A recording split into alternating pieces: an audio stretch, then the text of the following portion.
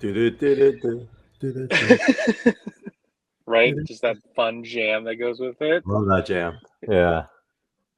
Good morning, you saucy nuggets, and welcome into Inside the Panel. I'm the Magic Nate, and I'm here with my co-host and fantastic publisher, Carl.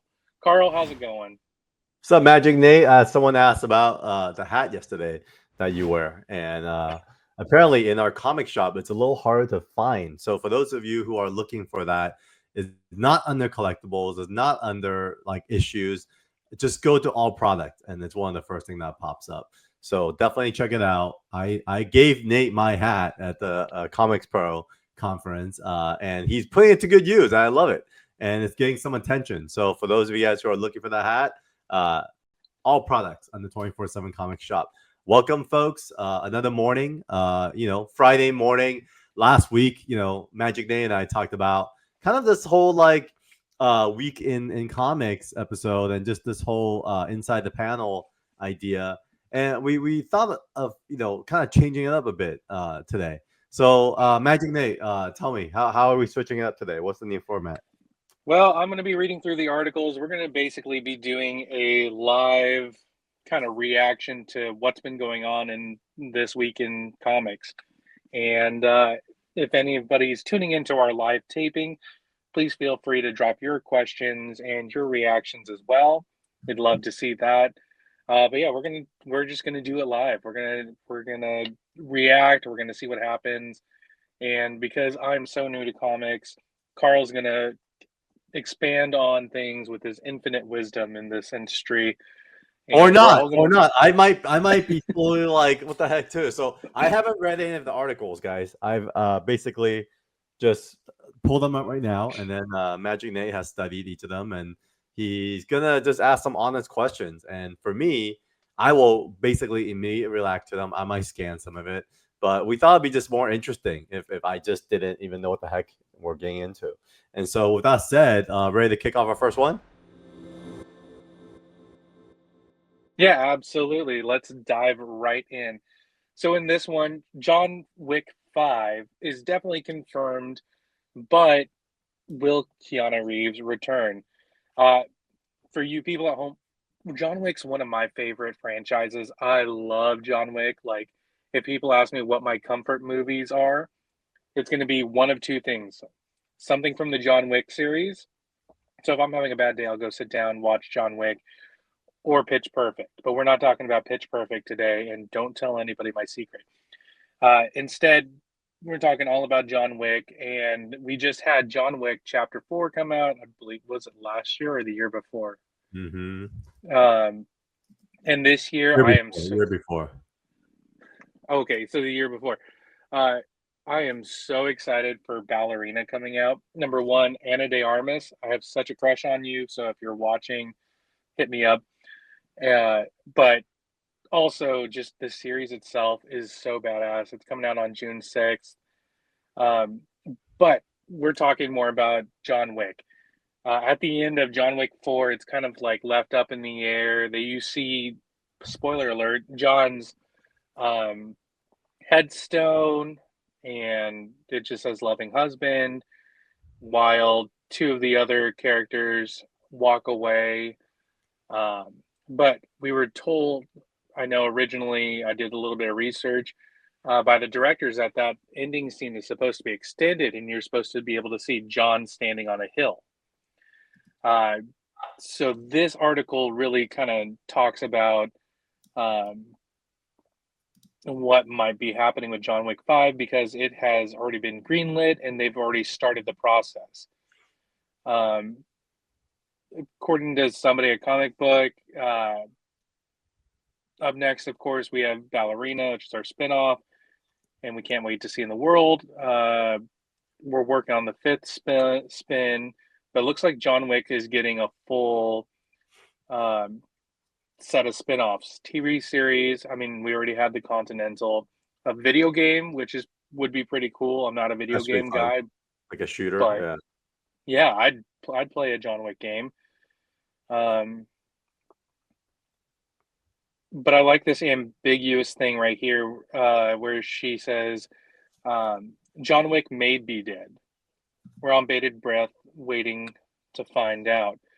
Um, Why aren't you talking about this experience? That's your jam. Like, I'm about to. I'm about to. I okay, can't wait yeah, for this. yeah. Oh. So again, I come from the escape room world and immersive experiences and gaming Yeah. and things like that. And in Vegas at Area 15, they opened up the John Wick experience. And if anybody wants to let me couch surf for them, I will go up to Vegas and I will go do this with them. Um, and I've I'll seen do a you lot of better. I'll stuff. do you better. My friend Winston Fisher owns Area 15. I'll give him a call. I owe him a call. It's been a while. What's up, Winston? It's been a while, but yeah, I know these guys very well. Oh my god, that would be the best. I'd freak out.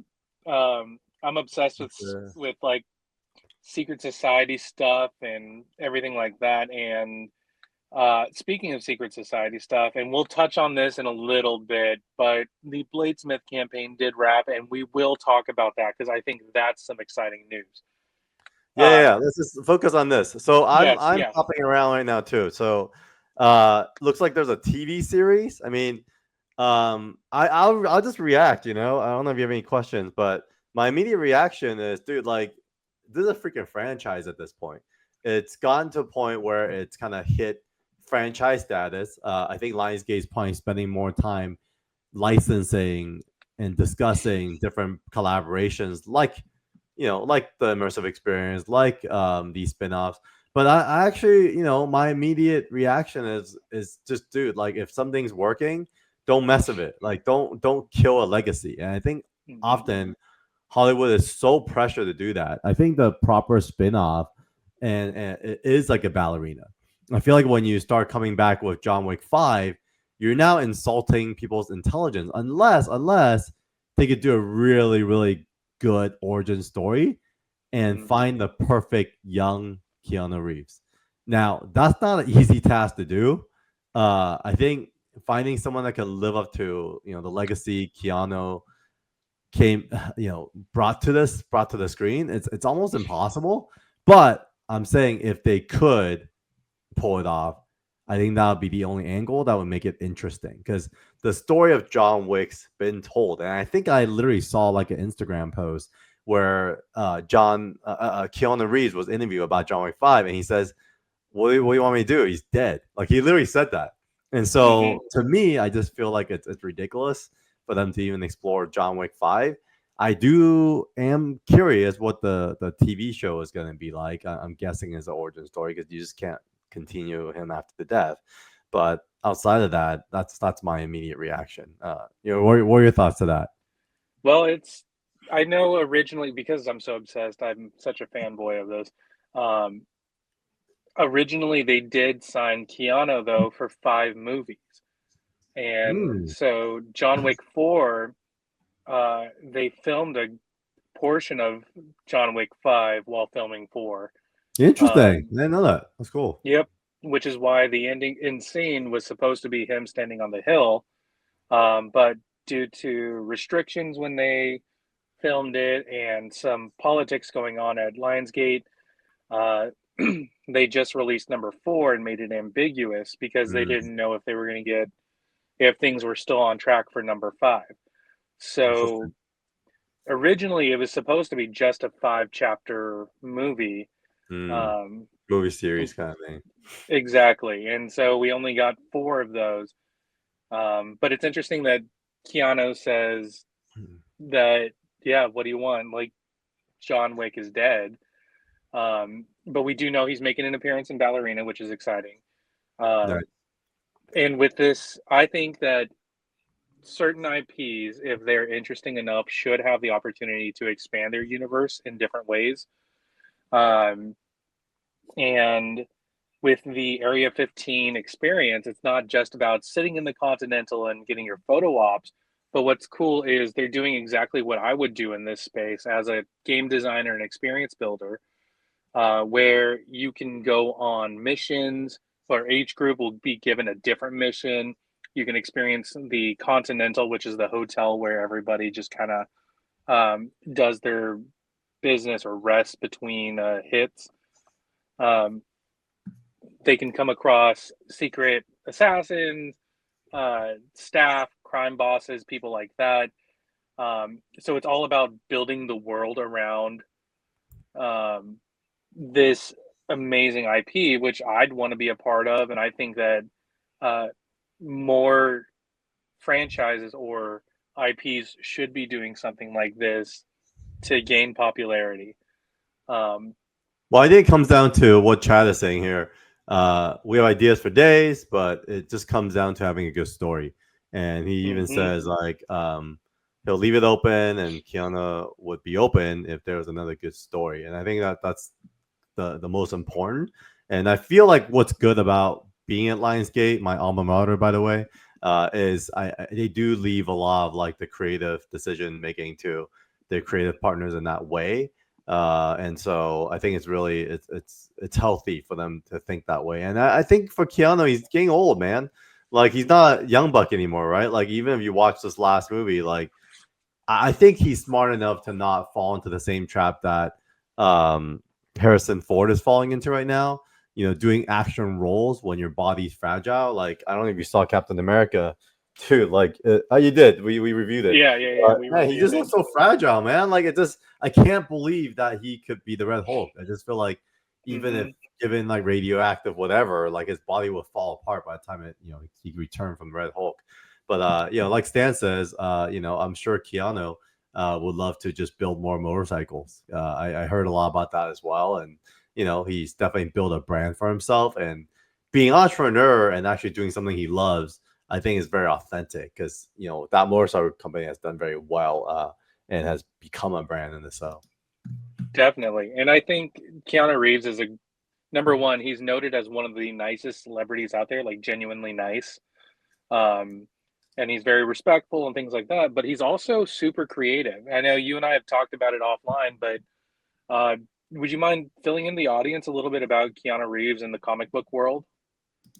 Yeah, so he actually launched a comic book Kickstarter in 2020 called Berserker over at Boom, and it made records, man. Like it actually raised like 1.4 million dollars, which is pretty insane for a Kickstarter campaign. I mean, considering we just did ours, and Blaze Smith, what did we end on? We ended on like 20,000 something, and it's a lot of Yeah. work, right? So 20,633. It's a lot of work, but Keanu like coming in, dropping a video. I mean, this guy was like really with it. And so if you look at it, it's like such a simple kind of it's not really showing. Maybe it took it down. Oh, there he is. Literally, it's like him on a webcam, just talking about Berserker, this book. And what's cool about it is you could like this fast forwarded super quickly to like a Netflix deal. And so it just shows that he truly does care about what it is as well. But what's funny is Berserker is basically a supernatural John Wick. John Wick who just shoots and kills a bunch of people, but he's basically immortal and has lived through like space and time. And so they did a good job of like design too, like bullet holes on this. And but when you read it, it's literally not a lot of reading. It's more of like visual action. That's interesting. But let's move on to the next one. I think we spent enough time on this piece. Yeah. But before that, Bladesmith, we just closed out. So thank you to the 196 backers. That got us around 20 grand. Yeah, I think we love this. This is our version of Kingsman. And if you missed it, don't worry. You could go to our 247comics.com. You could read the ash can. And then, speaking of 247comics.com, we also talked about the store. This has been interesting. We're actually getting some sales through this. We launched it as like a soft launch. We haven't done like any crazy promotion, but to support us and a lot of videos of what we're doing, you could click on all products, and then the hat that Nate is wearing is actually available. And because we do outsource this production, which I thought is a great store, we have a 9,099.99 in stock. So don't worry, there's plenty available. But we also have Evermind. We have Zero Ghost books available. Every different printing. We have pins, collector pins that was very popular at conventions, and all the variant covers, and even some of the artist editions that you may have missed on the last Kickstarter. So shortly, oh, this is actually sold out now. We're gonna restock soon. We put in an order, and so click here, notify me when available, and then we'll let you know when these come back. But we also have a Bladesmith card set, which has also shown to be very popular. So yeah, man, tune in. And with that said, let's go right back to inside the panel. What's this? Yes. Well, I want to just really quick shout out for Bladesmith. If you guys feel like you missed the train, we are doing late pledges until the end of March. Oh, So be sure to, if you feel like you've missed out on things, jump on that bus now because it's going away and it's going to be so much fun. Also want to say hi to Swaggle House. Hey, how's it going? Stan actually asked a really good question too. Stan asked, "Will 24/7 expand to movie animation and or video games?" I always envision your NFTs to have animation. Everything that we do is part of building the franchise of the future. So our whole thing is really about creating stories that's best for comics first, and then when we feel like we have engaged this audience and built like a solid foundation of readership and fans of the franchises, then it makes sense for us to partner. But at the same time, I'm not going to lie to you and say we're not talking to other producers to adapt some of our IP into other forms of content. And so we may be a little bit ahead of the curve when it comes to that because we are in the industry. And so, Bladesmith, for example, has already been, put in front of a few producers, especially some of the producers of, let's just say, IP news that we've talked about today already. And so, Bladesmith itself is out there and it's in the hands of some of these folks. And so we are exploring, both video games and animation, and even live action, which is we're all big fans of, especially with Justin Kalin, who's one of the creators of this. He is in TV, so he wrote for Netflix's Bel-Air, Netflix's Brother's Son, as well as Bel-Air on Paramount. And so I know him from the film and TV world. And so, yeah, Stan, we're pretty close to that world. And so. And you never know if there's going to be a Bladesmith live experience. Yeah, exactly. I mean, lots of knives. Yeah. All right. Let's talk about Massive. Our next story is a little bit about Massive Publishing's co-founder and president Kevin Rodatelli. He quit. Do you know anything about Massive or anything? Yeah, actually, I just met one of them. So I forgot his name. Sorry. I'm really bad with names early on, but once I know you, I know you. I met Massive because they launched this company called Massive Indie, and so he did explain to me. So Massive, I thought early on was Whatnot's publishing company, and so I thought it was just Whatnot's publishing company because they did like the whole speaking of Kickstarter, I think Wesley Snipes Kickstarter. Let's check it out. Exile by Adam Lawson and I think Wesley Snipes. And so yeah, it's basically based on Wesley Snipes.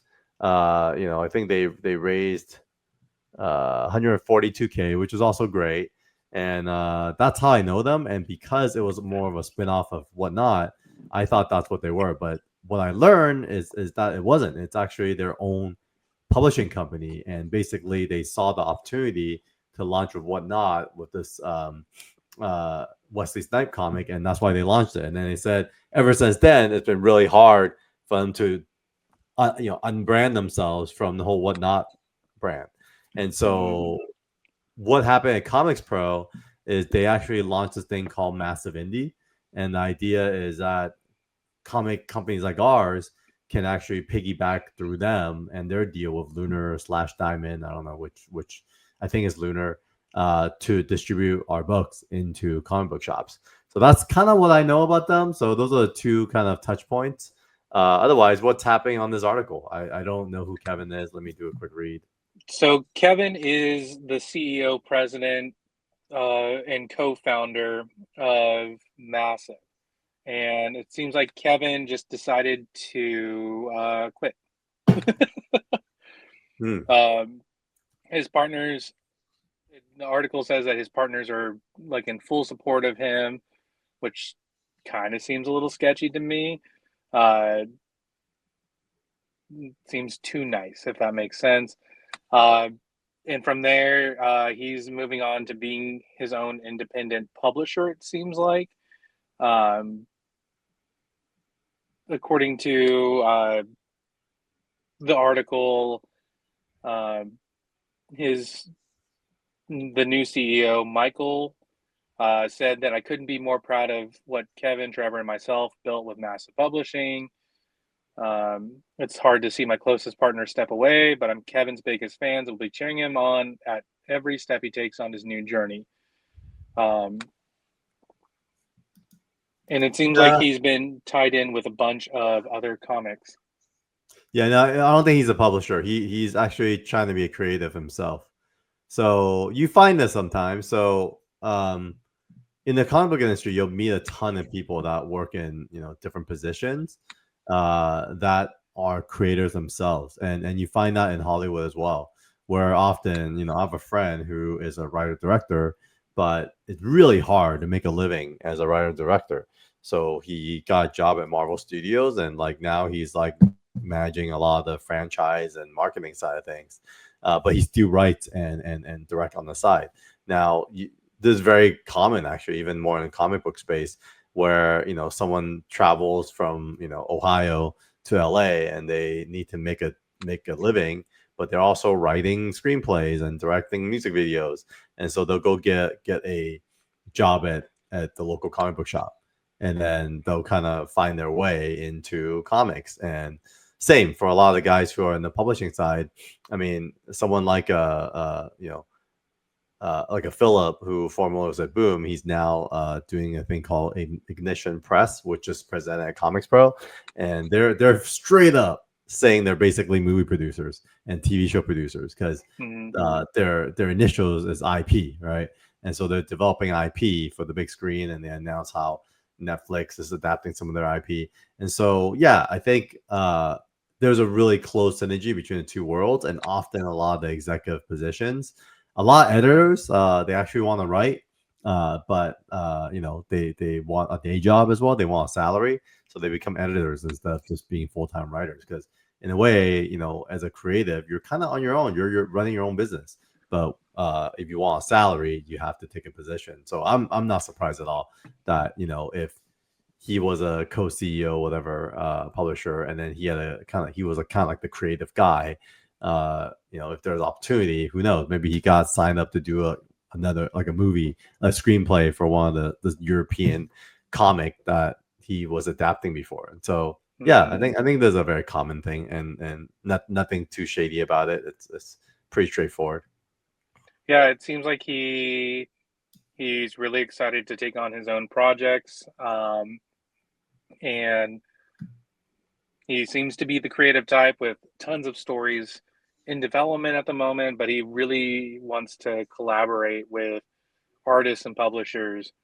And he says, quote, to push the boundaries of comics, which I think is the hope of every creative out there within this industry, and every publisher, to make something unique and different.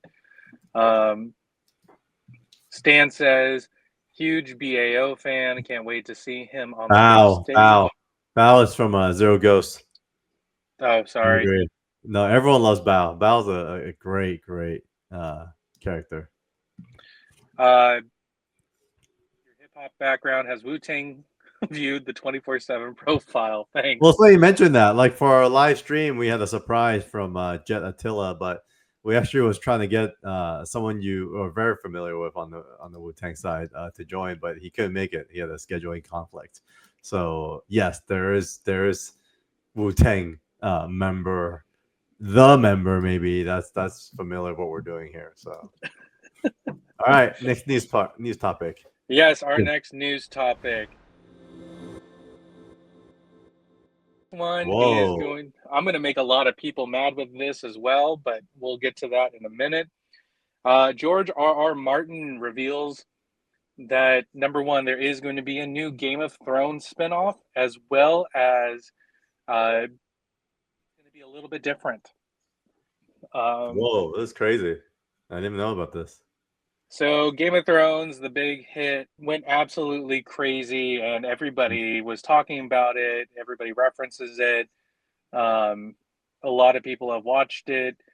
Um, but upcoming is Night of the Seven Kingdoms, um, which George R. Martin, and who's the franchise creator of it all, says that it will be unlike any previous Game of Thrones series. So we had Game of Thrones, right? And then we had what was the spinoff? House of House the of the Dragon. Dragon. And now we're on to A Night of the Seven Kingdoms. Uh, Carl, have you watched Game of Thrones? I do. I'm a big fan. I've watched the the whole Game of Thrones twice. So one was chasing it while it was coming out.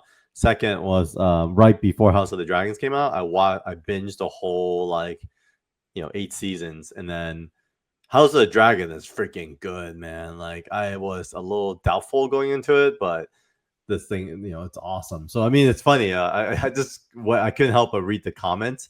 But he's like, I'm sorry. When is Martin supposed to wrap up the novels? Never.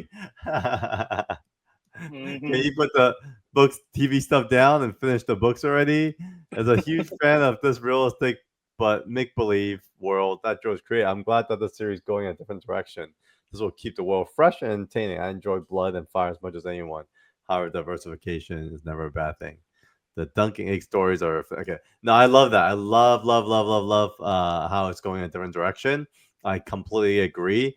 You don't want to burn a franchise out. I feel like that's kind of what happened. Obviously, one is the first, um, I guess, the first original Game of Thrones. Like once it got past the source material, I think it really burned people out because they were literally creating just to create to like feed the beast, right?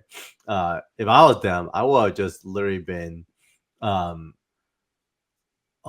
shutting like stopping for a few seasons. I know it's hard because like they have a lot of sets and there's like cost savings to it all, but they should have just waited a few years and like forced him to finish the source material um before they, instead of just making stuff up and going past what George R. R. Martin was doing.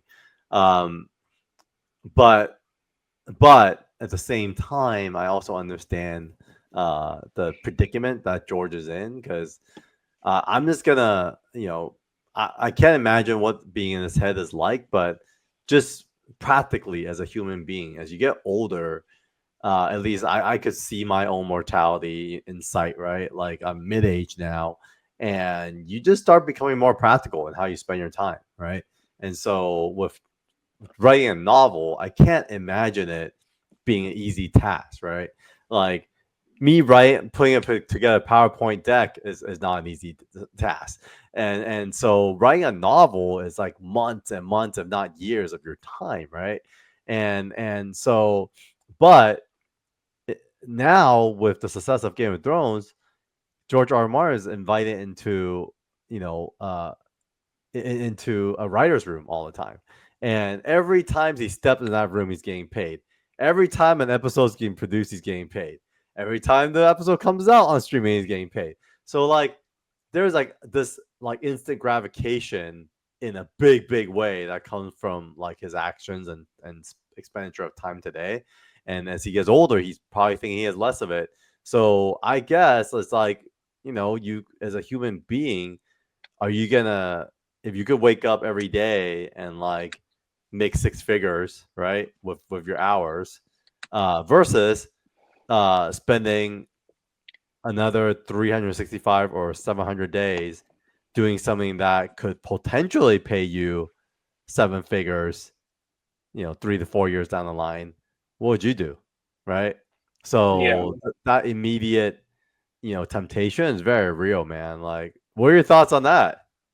I mean, you're young. You're Uh, a young buck. Like, does that matter to you? Like, would you, like, someone to say like, hey, like, come work for me at Area 15, and you get paid this and that, but you're designing John Wick stuff over and over again for the next 10 years, versus, but you're gonna get paid really well, versus doing your own escape room featuring Magic Nate, and there's a potential of getting your own like TV show if you were to spend the next 10 years doing that. Like, what's your choice?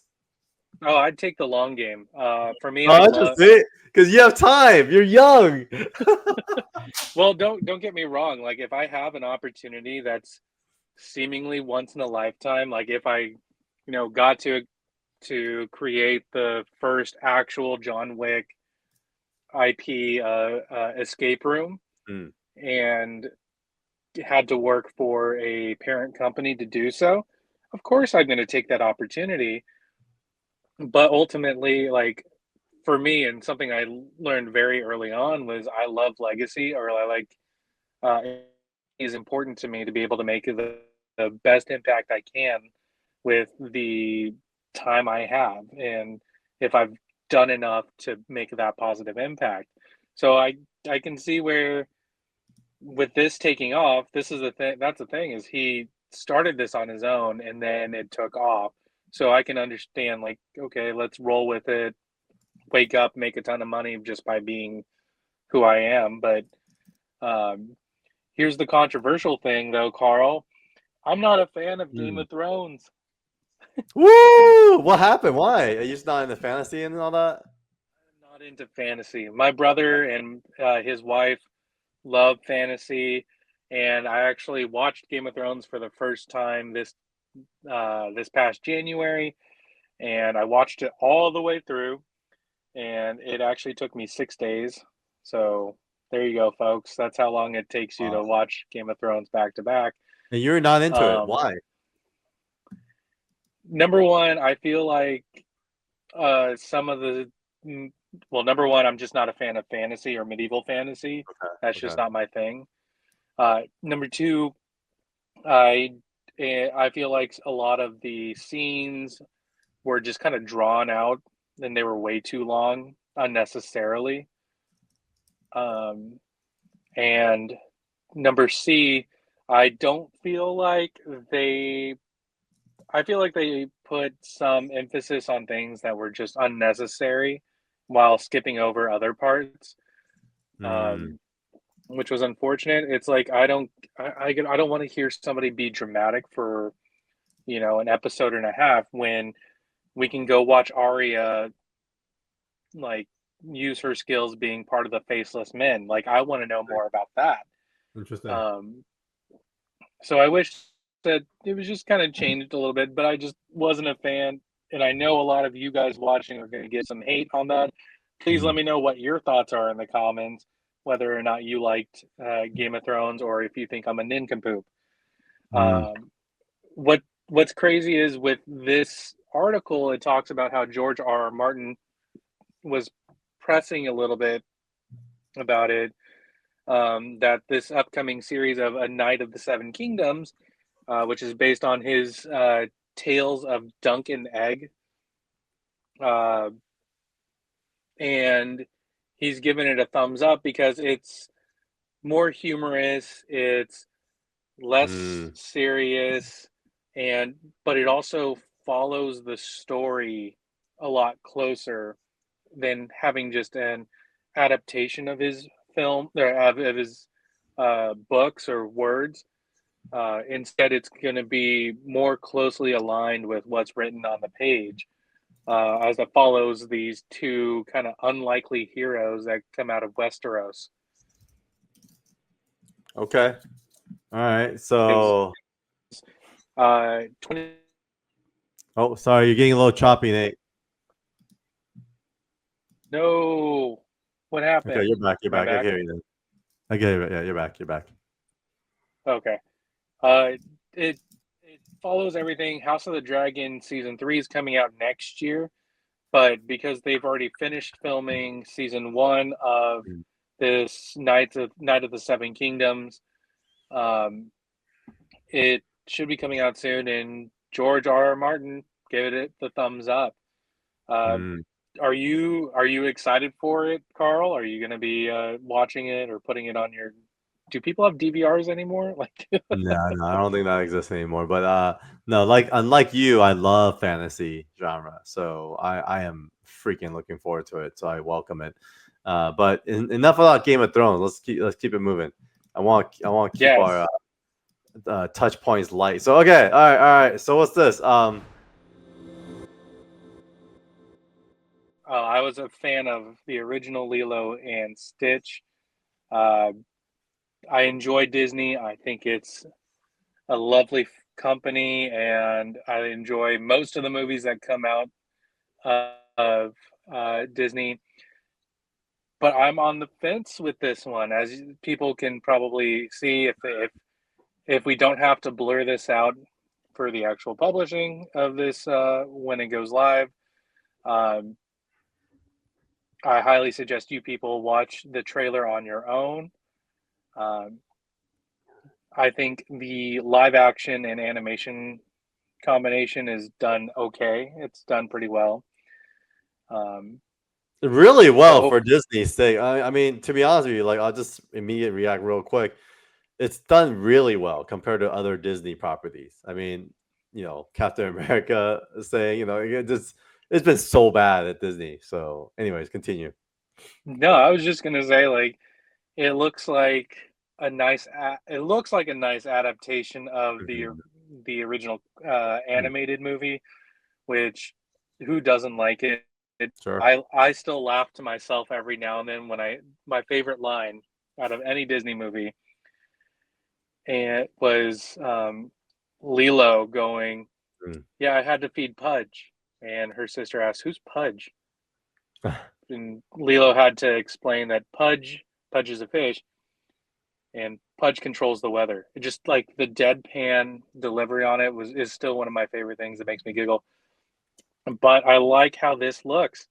Uh, I am sort of hesitant um, to go watch it because we all know that sometimes it doesn't turn out great, and the trailer is better than the movie itself. Um, but what are your thoughts about Disney turning everything into a live action? I think it's a thing. It goes back to franchises. I think live action adaptations are great just to leverage technology and kind of where things are when it comes to filmmaking. But this one is hits a little closer to home because a couple years ago when this was filming, and so anyways, the producers of this, one of them's my mentor, and then the other one, shout out Ryan. He's actually the one overseeing it. He's my colleague. You know, within the film industry and a good friend. And so I got to be on set when we were in Hawaii a year and a half ago when this was actually almost 2 years ago now when this was shooting. And so, for me, it was great because I just kind of wrapped up our feature, which is like $1 million feature. And then this was like 100 million. So it's like 100x like what I just experienced. And so seeing just like, man, like, you know, 4 units all kind of simultaneous shooting and like actors running around and like I don't know if you guys know much about kind of like kids and kind of the usage of kids and on set.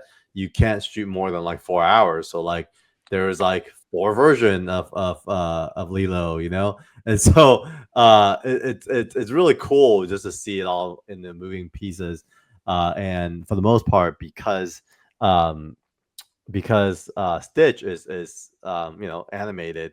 The acting for Stitch is like a puppet, and so you kind of only see certain things on set, and so much of it has to be done through imagination.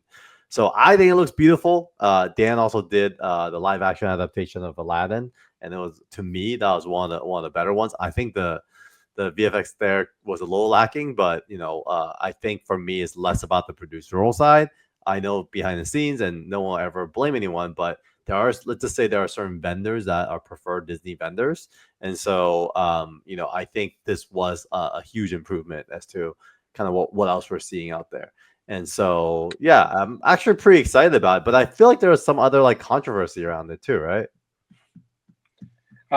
There's a little bit with the representation of Hawaiian Pacific Islanders. There have been things about um, making Stitch look cuter or more like a like the cartoon version. Uh-huh. Um, what other controversies have you heard of? This one right here, I think, they took. Hmm, something about taking Peakly of drag. I don't know. I'm not as close to the IP. Like I only saw it recently, maybe like literally like a couple years ago in Hawaii when we were about to visit the set because this is actually my wife's one of her favorite movies of all time, and so that's weird. We just lost Magic Nate for a second. You're back. All right. So yeah, this is one of my wife's favorite movies of all time, and so yeah, I think that was my exposure. But you know, I also understand. I think the director made a choice where, um, when they're in character, they're actually real human beings versus being dressed up aliens, which I thought was not a bad decision, given they're going back between live action and animation. So yeah, I understood it. I feel like I heard a little bit of this, but when I search news, it doesn't seem like it's taking over the the airways at all. I feel like it seems like there's a more positive note than anything else. But these days, man, people just reach. I just feel like people Yeah, like will critique like just like this one. It's so positive. I would say yeah. It looks yeah, like 9 out of 10 articles are positive so far. exactly. And I remember when this started filming, there was some controversy. People were saying, "Oh, the lead actors aren't brown enough, like their animated They're from counterparts." Hawaii, dude. Like, They casted everyone from Hawaii. exactly. Yeah, it's ridiculous. People are stupid. People are Oh, dumb. people are special. Uh, Sorry, I'm being and mean, huh? I do have a article headline for you, Carl, Hmm, as we wrap this up. yeah. Uh, Reports have shown that famous playboy Hugh Hefner had once managed to successfully stop an order of monks from operating a business on his property. The police forced the friars to close down their stall, which was outside the Playboy Mansion, where they had been selling it. They had been selling flowers. Said one friar, "Well, if it was anyone else, we might have gotten away with it. But unfortunately, only Hugh can prevent florist friars." Wow. Where do you find these? Dan, thanks for tuning in. We do these live recordings just because we want to just see who wants to participate and be invited as part of our kind of reaction to the week's news. But 4 hour limitations for child actors is pretty taxing.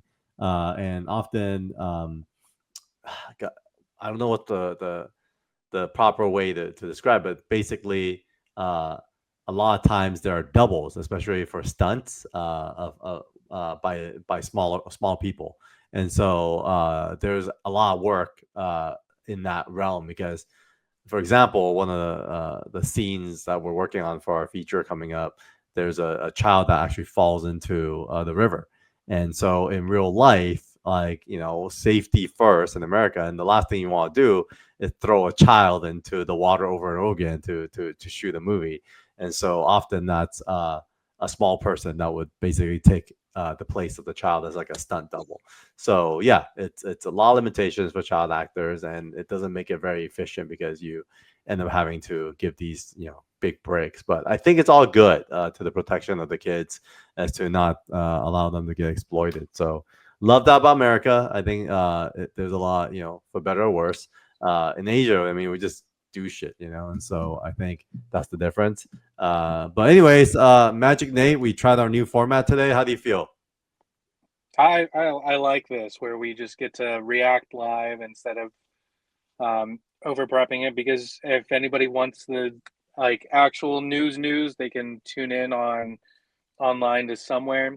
But us being able to deliver the news in our own way, it's kind of fun. I hope you liked it too, Carl.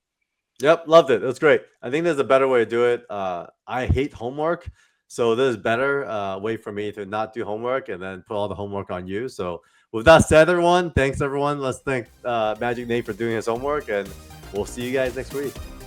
Thanks, you guys. See ya.